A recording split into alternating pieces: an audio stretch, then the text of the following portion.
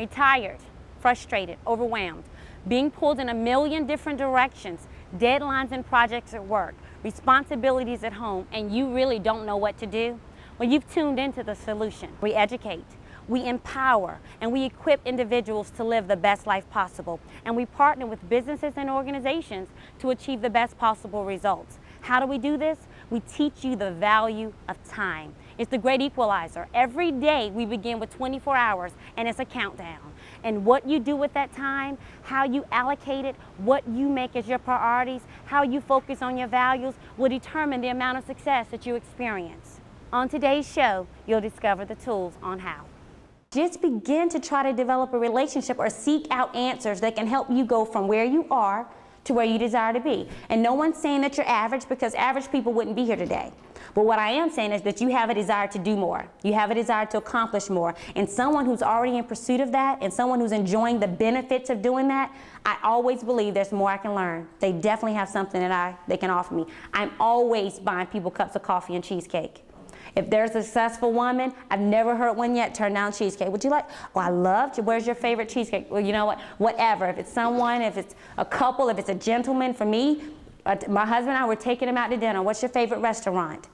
Let me feed you. Most people will love a meal. Most people don't turn them down, so you got to find out what you can do. Because the whole thing in this investigation is to find out, why are they more successful than you? Why are they more productive than you? Why are they making more money than me? Because if you look around, you're like, okay, I'm just as sharp, I have just as much education, I'm willing to work just as hard, but what are they doing? Because there's something that they're doing that you're not doing. And these crucial conversations, these crucial investigations, these steps that you have to take are so very necessary so you can go to the next level. Because so often you set goals, and they're goals that you think you want to accomplish, you think they're good, but if they're not pointing you in the direction of where you're trying to go, if they don't line up with what you're aiming to accomplish, then they're useless. So after you've had these crucial conversations with yourself and you found out what you're not doing that you need to be doing, and you've talked to successful people who may be doing something different, now you have enough information to begin to create some crystal clear goals for yourself. You know what it's going to take. You know what changes you need to make. And the key to doubling your productivity, the key to higher productivity, is it begins with crystal clear goals. And for a goal to be clear and for it to be effective, it has to be specific. It has to be measurable. You have to be able to analyze it. You have to be able to believe that it's something that you can achieve. You have to know this. It has to have a timeline. A goal without a date on it is simply a wish. When will you have this accomplished by? When will I evaluate my progress by? You know, you have to know those things. For more clarity, when you have more clarity and you have on what you're aiming to accomplish, the quicker you're able to get it done. The more effective you're able to get it done. And when it's done, you can move on to the next level, which is in line with what you're aiming to do, and it's positioning you for more success. And when you're creating these goals, you need to make sure that these goals are in line with your company. Because if my goal is to have 2 new accounts this week, and my manager's goal for me is to have 6, I'll never measure up. So I need to make sure that my goals are aligned with what my company has for me to do. You just got to make them real, because your goals need to line up to position you for the money or for the time. Whatever motivates you with those things, your goals need to position you and be intact with that. You need to just crystallize them, and you need to make them real. And after you know what those goals are, you need to have a clear written plan of action. Very productive people think on paper. We are so intelligent, we love to keep things in our mind, we like to just have mental checklists, but if you're going to be productive and you're going to be effective, get it out of your head and get it on paper. How many people are coming into your office in a given day? How many phone calls are coming in? If you have children, or if you have a spouse, you have employees, all this is going on, but you've got all these things that you need to do, and by end of the day, who's ever walked into the office and said, okay, I was about to, okay, if I walk back out, let's try it again. You know, trying to remember, because it's not clear. And you don't have anything that's talking to you. When you think on paper, the paper talks back to you. It helps you keep account of what you're doing. It lets you see where you're falling short. It helps you evaluate your progress. It's essential. And if you read anything about success principles, or if you read anything, you have to understand how to get it on paper, because they say if you put it on paper and you begin to use that and you begin to refer back to it, your productivity goes up 25%. 25% just by utilizing that. And so that's literally helping you organize what you need to do. You know, number 3, I put systemize. Use the 80-20 rule. And everybody, if you go to church, you know, you hear 80% of the people come, 20% do everything. At a corporation, 20% make all the rules, 80% carries it out. Is that not true? In most companies, that's kind of how it works. You have to begin to do the 80-20 rule in your own life. 20% of the things that you do has 80% of the value. 80% of what you do just takes up your time. Does that apply? Think about it. 20% creates your income. 20% creates your your revenue. 80% is a lot of just other stuff. And you have to be able to evaluate, look at your life and see, okay, what are the 20% of the things that I do that creates the results that I want? Those are the 20% you need to focus on. That's where you need to put your power on. Those 20% need to be at the top of your list because they have the biggest value in your life, and you're not doing them has the greatest consequences. So that needs to be your focus. You know, meeting a deadline for a client is extremely important. If you don't do that, you can lose the account. Having lunch with a friend, it's great. However, there are no consequences if you change it. So you really need to systemize your day, systemize what you're doing, evaluating your business, evaluate on your job. What are the 20% of things that accommodates the most, that qualify for the majority of what you're doing? And it has the biggest value and the consequences. Number 4, seek accountability. You know, so often you work at a company and they hold you accountable for the numbers at the end of the month. They hold you accountable for what you're supposed to produce. But you need to seek out accountability, because a lot of times you can work for companies and the manager won't come in to tell you you're not doing what you need to do until you've not met the quota, or till you've not got the accounts, till you've not handled your business. So what you have to do is position yourself to seek out that accountability. You know, get feedback from your manager. You know, something that I recommend is once a week, maybe on a Friday, email your manager or your supervisor and let them know your victories and your challenges for the week and your goals for the next upcoming week. Find out if those goals line up with the goals that they have for you. Do they contradict what they want for you to do? Do they know of a project that's coming up that they're going to hit you with on Monday that you may not know about? Get feedback from them. Make sure, and get some suggestions, get some input. You know, ask your manager to respond with some insight and suggestions on some things that you can do better. Open yourself up for encouragement, but open yourself up for criticism. Because if you knew every single thing that you were doing in that job, you might not have that job. You might have already been promoted. You might have opened up some opportunities. And if you have a manager, you know, I've heard people say, well, my manager and I don't have that type of relationship. You know, I can't email them and get feedback. I have even emailed myself with my strengths, with the things that the challenges for the week. And I still even do this now in my business. I send out an email into the week on my victories, my challenges, things I need to work on. So when I get that done on Monday, when I open up my email, that's the first thing that meets me. I can evaluate. This is what I didn't do well last week. I need to focus on this. This is where I need to start. So do that for yourself.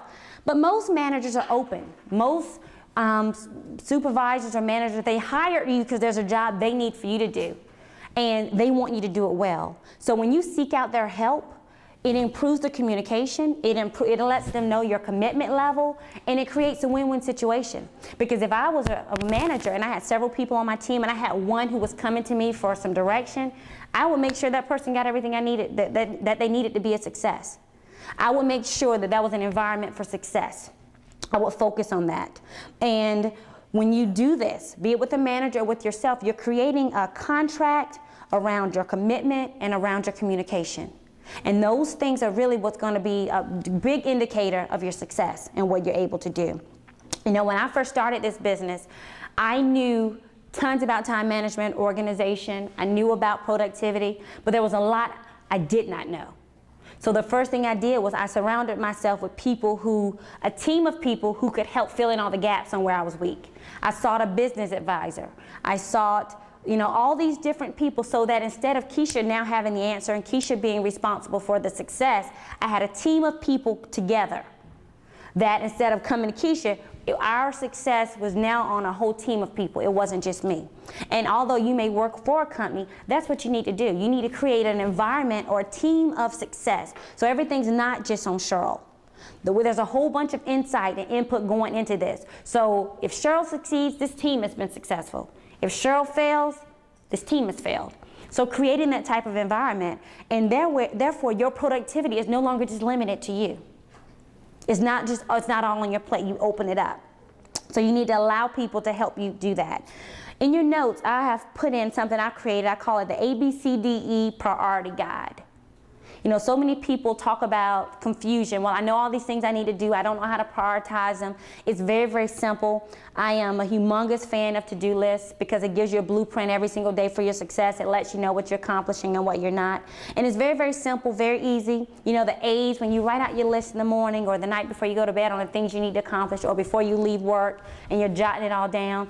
When you write it all down, there's some things up there that are A's. Those are the absolutes. Those are the things that if you don't do, there's some major consequences. So you don't even have a choice. They have tremendous impact. Then you have the B's. I call those the backbones, because those are the things in your life, the daily staples, the things that you have to do. They're the support system. They sustain you. These are the things that you may not want to do them, but these are requirements. So those are some of the things that you have to do. And when you look at your to-do list, you have what I call C. Those are the cool things. Those are the things you want to do, which is where most people usually start.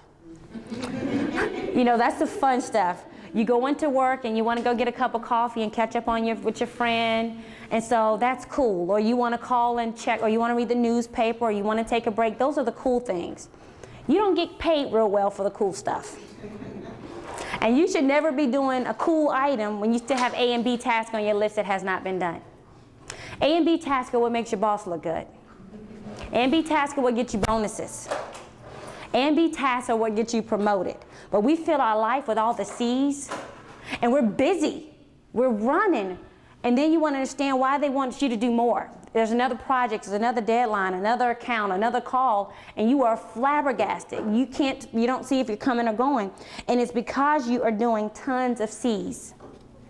Those, when those are on your list, and I still put those things out that I would like to do, but if an A and B is undone, C's are not even thoughts. I don't even have to think about it, because you'll negotiate and change your mind. Well, if I go ahead and do this now, it'll really open up some more time, and then I'll just do this later. If you're on a C task and you have A's and B's that have not been done, you're being unproductive. Just hear me say that. You're being unproductive. The D task, those are what you delegate or what you delay. What can you delegate to someone else so that you can focus on that 20% of things? And as a woman, as a wife, as a mother, as a business owner, those are the things that only I can do. There's certain things within my company that I have to do. I can't delegate. Though I need to focus on those, and anything else I can have somebody else do, then I need to delegate those. Or things that don't have to be done now. These are things I can delay. It's not as urgent. If I don't do this today, it's not a big deal. I can put this off on another day. The E's are the things that you need to eliminate altogether. And when you're doubling your productivity and you're setting up, putting yourself in a position to really, really make more money, to be promoted, to get more accounts, you ought to know immediately that it's going to require hard work. And most people are willing to work hard, but they just don't really understand what they're working hard for. And when you work hard, I'm talking about really working hard. That's putting in a full day's work. When you get to work, have your mind set up from 9 to 5. I'm going to work as hard as I can. I'm going to be as focused as I can. I'm going to do the most that I can do. So when I leave out of here at 5 o'clock, I've put in enough that I can be rewarded for. I can expect some results. I can expect to close some deals. I can expect the counts to be in place. Number 2, working fast. And I'm not talking about running around all like this. It's doing things with a sense of urgency. How many times do you check off a task at work? Then you're like, okay, that's done. Okay, I guess I'll start on this next. So you have to break in between. But just going through them, just getting them done. You don't know what you can accomplish if you're not pushing yourself. If you're not just going through them, getting them done, getting focused, working fast. You're not in a race, but you don't know what you're capable of until you push yourself. So I encourage people, when you're doubling your productivity, push yourself to a new limit. Get past where you are. Working smart. Do what you do well. I know my strong areas. So I become as confident as I can in those, you know, and if there's something else that I'm not as strong in that it takes me longer to do because I'm not competent, I'll get somebody else to do that. So begin to work smart, you know, knowing what your quotas are and knowing that your goals and the things that you're working toward are positioning you for their success. You know, staying focused on that. Working together.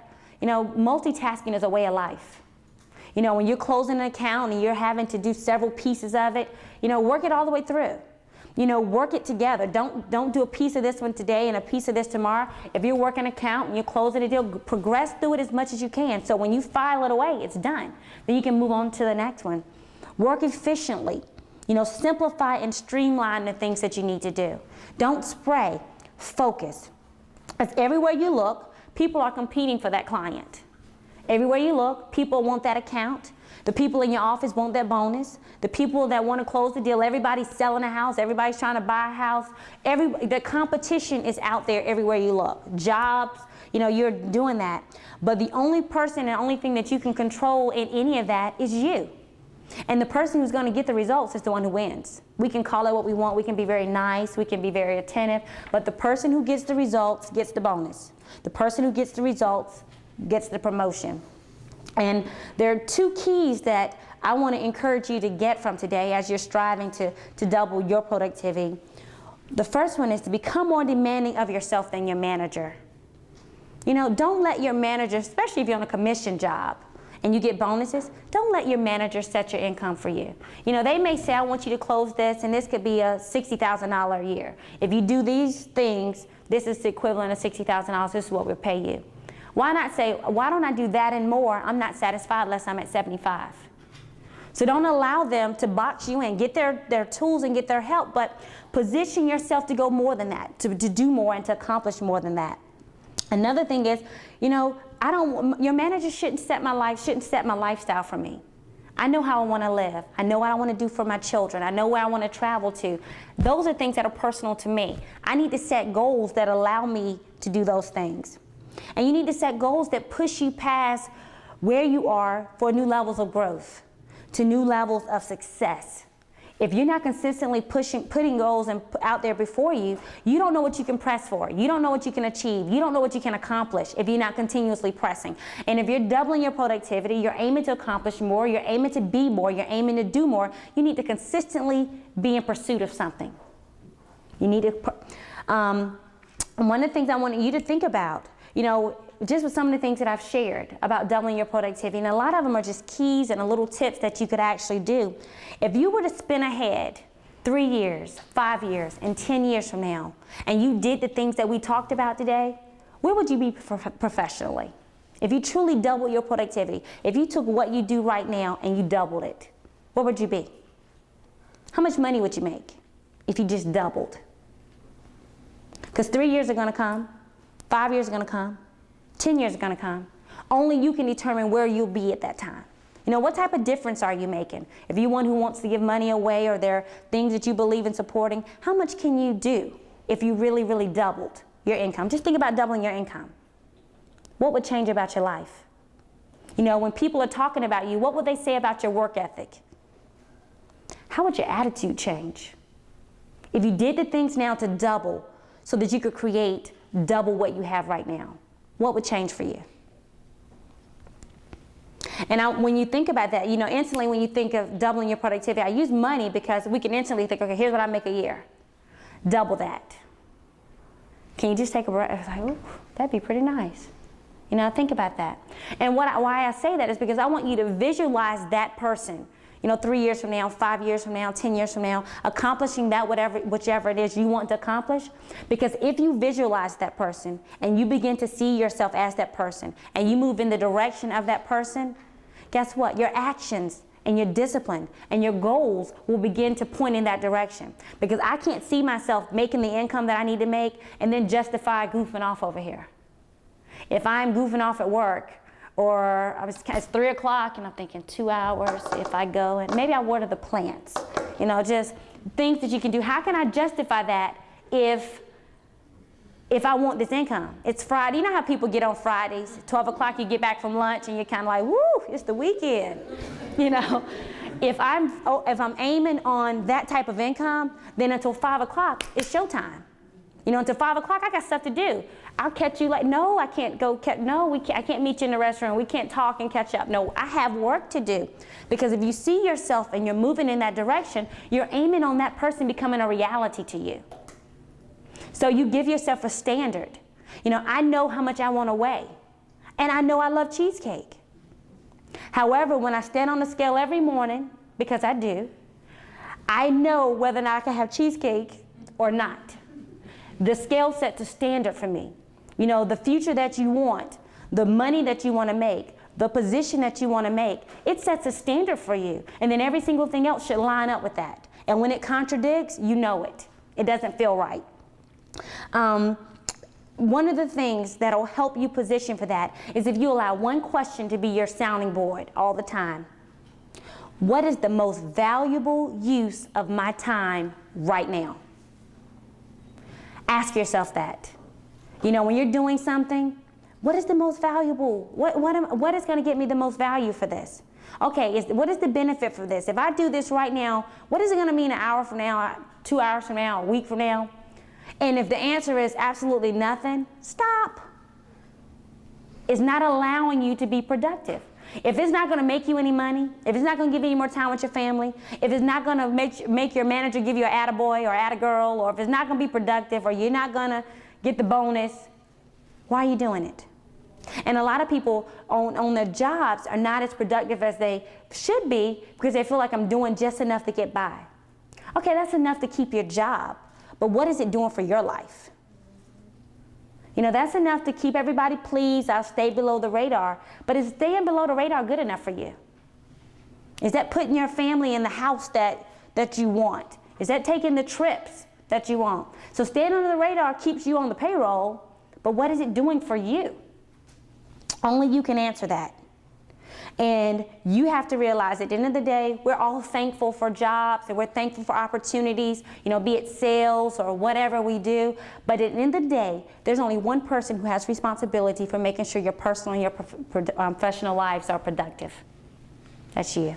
That's not your manager. That's not your spouse. That's not your supervisor. Only you have that power. And as I'm concluding, I want to share a couple things with you. There are a couple bullet points under the conclusion. Extremely productive people do not try to do everything. They focus on the most important, most valuable task and make sure they get done. They're focused. That's one thing. Extremely productive people do not major in the minors. And here's one that I didn't put up there. Extremely productive people make the money and they have the choices. At the end of the day, a lot of things can motivate us. We can all, you know, philanthropy, all the stuff that we desire to do. But at the end of the day, everything requires success. And success options come with money. Those are what productive people do. So if you have any questions about productivity or about anything that I've shared, please, there are index cards on your table. You can jot those down. I'll be more than glad to answer those. My whole point today was just to take a very short period of time and to make sure you had tools to be productive, some things for you to think about, because so often we can be in positions and get comfortable where we are. And, you know, you're making a decent salary, things are going well, but sometimes you have to be reminded, what could you do if you did a little bit more? If you went a little bit more, if you went beyond the extra mile, you just went beyond that extra mile, you put forth a little more energy, you put forth a little more effort. I think sometimes we have to be reminded that we can do more, we can accomplish more, and every day we can become more. So, I don't know if you have any questions, the cards, you got some, okay. Yes.